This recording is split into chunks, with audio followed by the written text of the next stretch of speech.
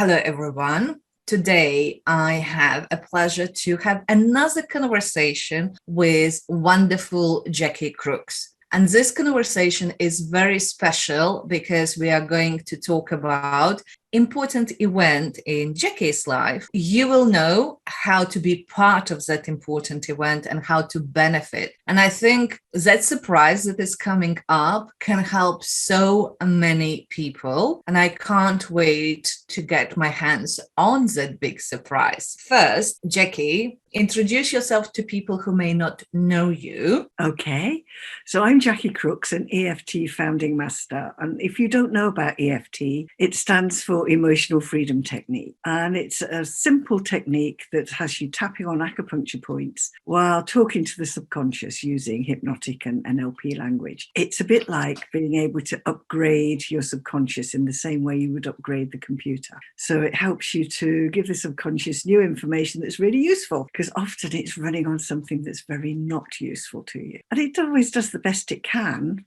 but it doesn't always know what the best is. So I love using it to help people clear the stuff that's getting in their way so that they can become their naturally successful self in whatever area is important to them. I guess even if you don't believe in the power of EFT, if you just repeat the process, it will work.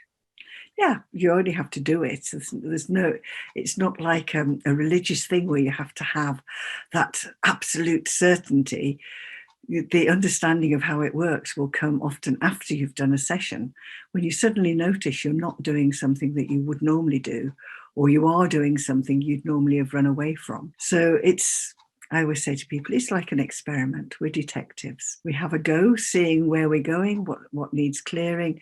Then we see what the results of that are and change what we do from there. So no, there's no need to actually Believe in it. Believe in it in that way. Having said that, there is a lot of research on it. So if people want to look up the research, they can.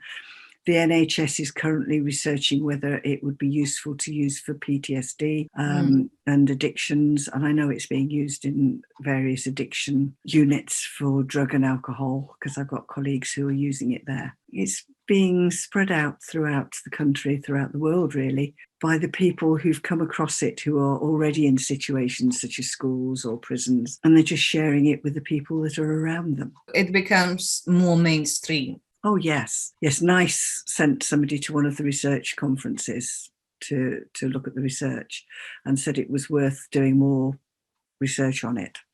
So it's definitely on the NHS radar. And you mentioned already it's practiced on addictions. I know that it's fear, right? To remove fear.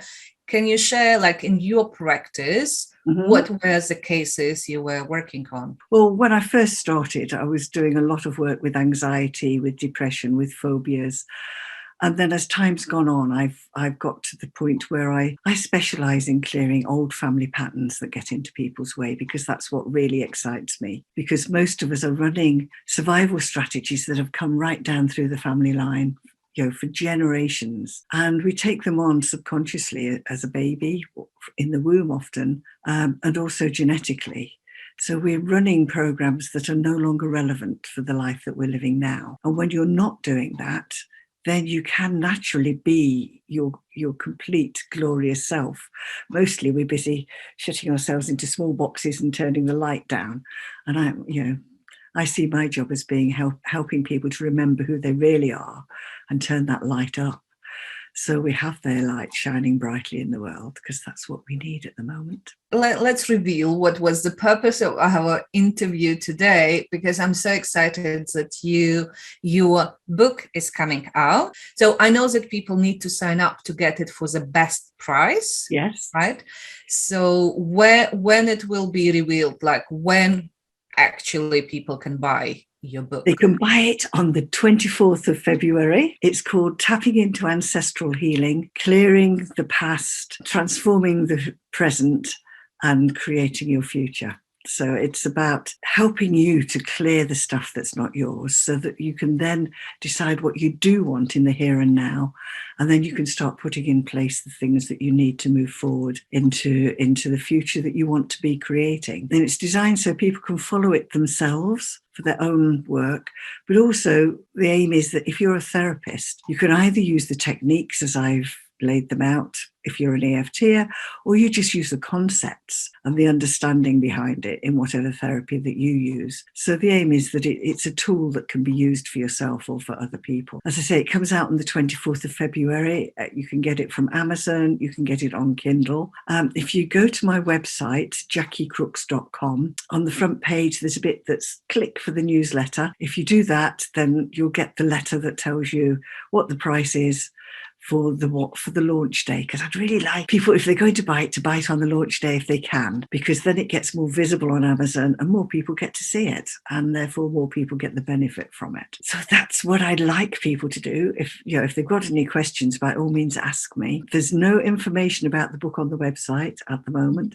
It comes out via the newsletter or Facebook or Instagram. Great. And I wanted to be part of this, and I would like to invite people as well to be part of this, to share the message about this useful book. And especially if you tried EFT before and you know how powerful it is, if you can just join us on 24th of February and spread the message. Even if you don't want to buy a book, but at least you can share the link and let people know that this book is available for a very attractive price on that launch day. So yes, like Amazon can see that this is a book they need to pay attention to. Yes, and it's a bit of a learning curve for me, having to do all the social media that goes with it. So thank you for holding my hand, Inga, and for helping me and for doing this interview. So I really appreciate it. It's my absolute pleasure, because I have experienced your magic.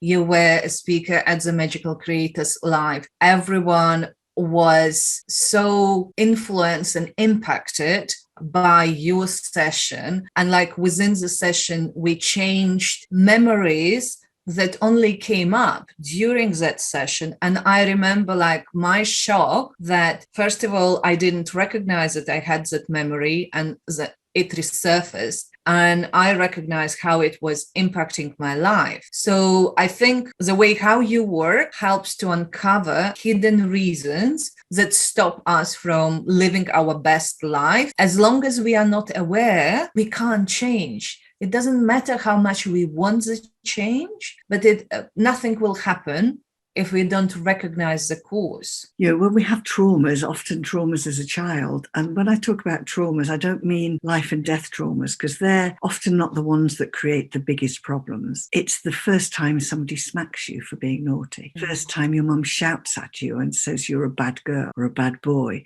It's those sort of things that absolutely the child freezes because they don't know what to do with that, because it's new and scary. And then that gets locked in, and then they start seeing the world through that fear that they've created. And it's interesting you saying that those memories come up. And I would like to reassure people that if you have a memory that will not be for your good to know, there are ways of clearing it even without knowing what it is. For somebody who's working with abuse, you don't want to have to go through all the abuse, but there are ways of wrapping that up so that it can be cleared. The subconscious gets the permission to let go, even without, it's not about re-traumatizing yourself. But often those memories are just really useful to know about. Something comes up, you go, I had no idea that was having an effect on me. And sometimes just knowing there's a logical reason for things happening is enough to make the shift. I really love what you said about there is no need to re-traumatize yourself, because when we go through the memory, we relive it again and again. It's a very powerful thing, what you do, but with the book, people can do themselves. So I'm not a therapist by any of the qualifications apart from being a coach, but I can use that book, right? So I can. Absolutely. So the book tells you the reasoning behind what I'm doing, and then it gives you examples of things that you could say, and the understanding is that you'll put it in your own words. And as things that are personal to you come up, you then put that in as well. So it just guides you through the way of being able to do it yourself. And of course, if people want to do it with somebody else, then I'm available, other people are available.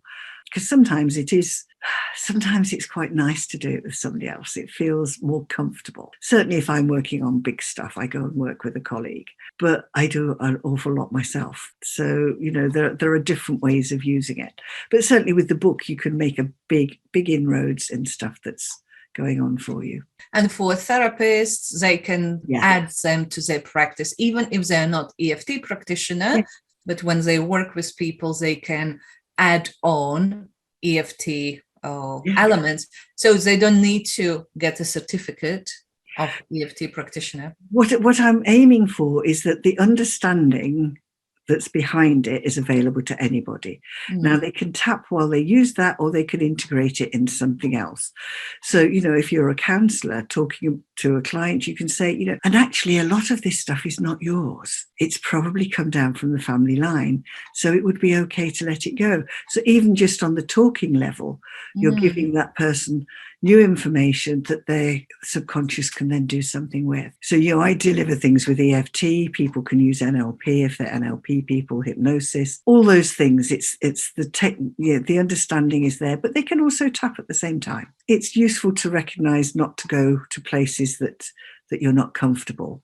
You need to know that you can keep your client comfortable using what you use, and then it'll be fine. Can we do a little bit of tapping? And because what I do, I work with intuitive entrepreneurs, helping them grow their business, make it profitable and enjoyable. And because recently I attended a talk where I was reminded of fun, can we do, and I'm putting you on the spot here, I know, can we do something business growth, fun, profitability, like money, all this that business owners can tap along every day, little bit, to make their business more enjoyable, more profitable, and just to have fun in general. This way we'll start something, and then it may need more work doing on it afterwards, but let's start now.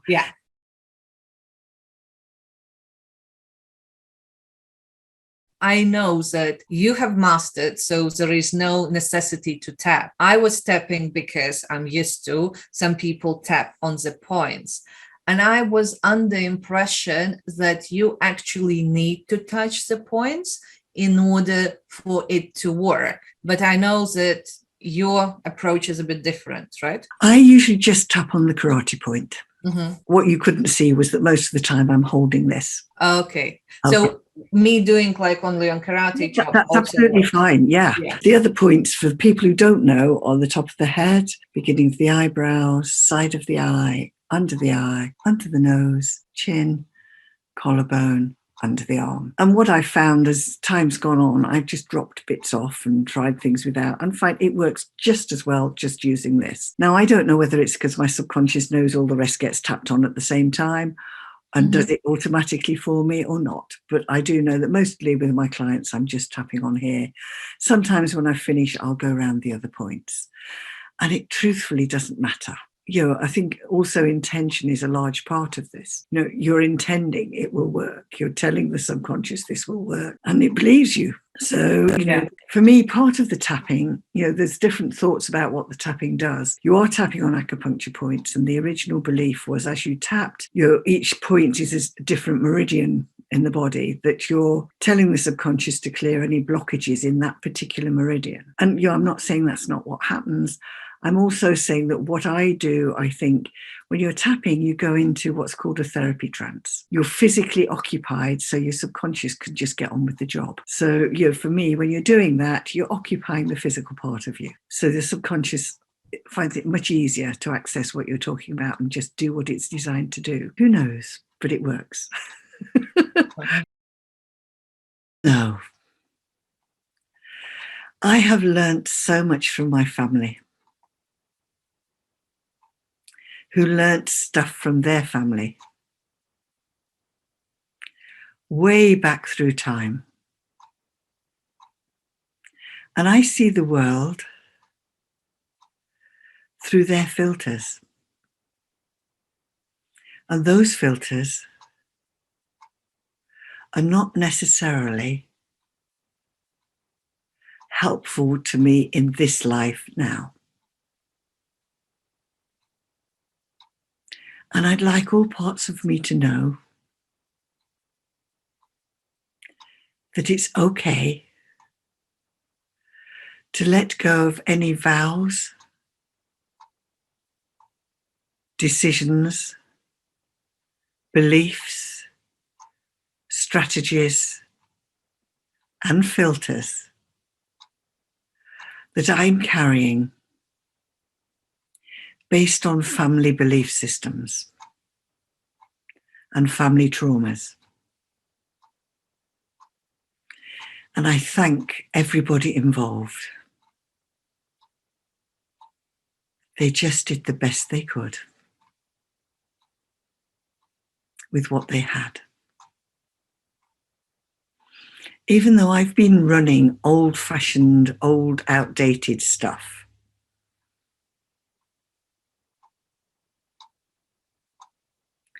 that's got me into the place where I'm not living my real life. I've got so involved with their stuff that I'm not allowing myself to create the life I want.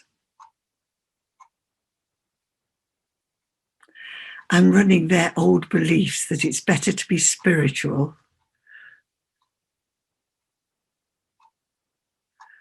than financially abundant. And actually, I can be both. I'm running old beliefs that life is a struggle. And to achieve anything, it has to be hard work and a struggle.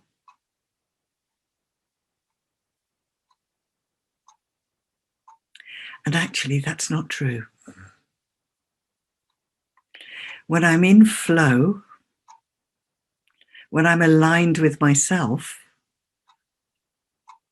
life is really easy. And the things I want to create are created easily. And even though so many lives, fun was banned,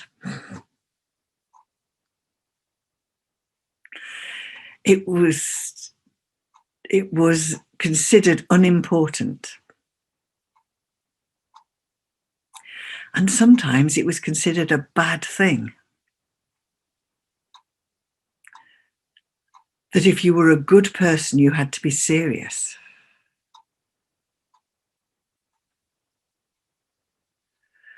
And that was just a misunderstanding that got passed down to me. And I'm letting all parts of me know now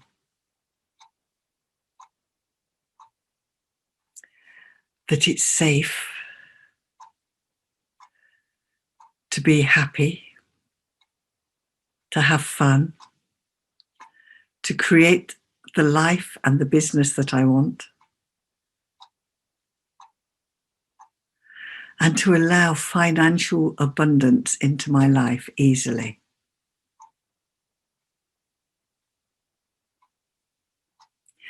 It's in everybody's interest that that happens.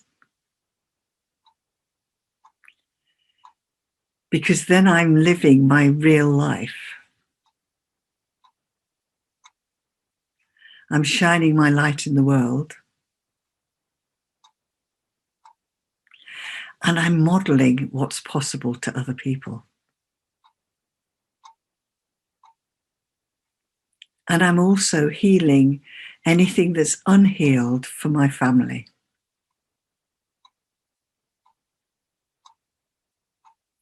Because as I heal, the healing ripples back through the family line and down through the family line. And I'm returning to who I really am,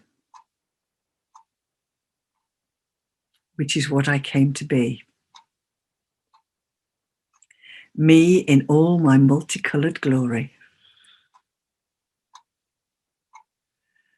living life with fun, with joy, which allows me to really live my life.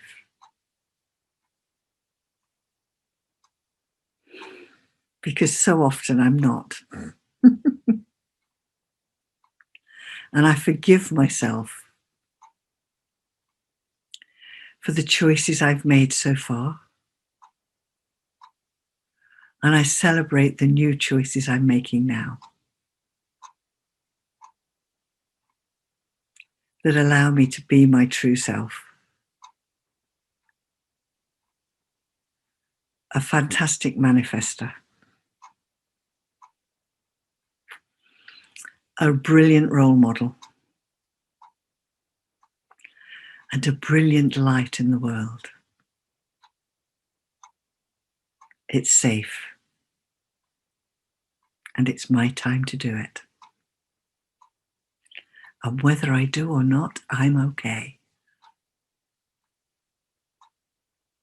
And I love and accept all parts of me.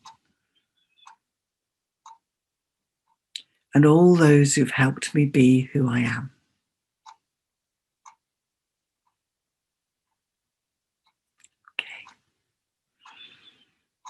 This was so uplifting, and some aha moments. It's really happening, like it's really affecting my life, and I wasn't aware. So it was a revelation and inspiration in one. Thank you, Jacqui. I will put all the links. People can follow, find your website. I will put the link to the book as well. And let's make this book a bestseller. So thank you so much for me. Thank you, Inga, and thank you for talking to me.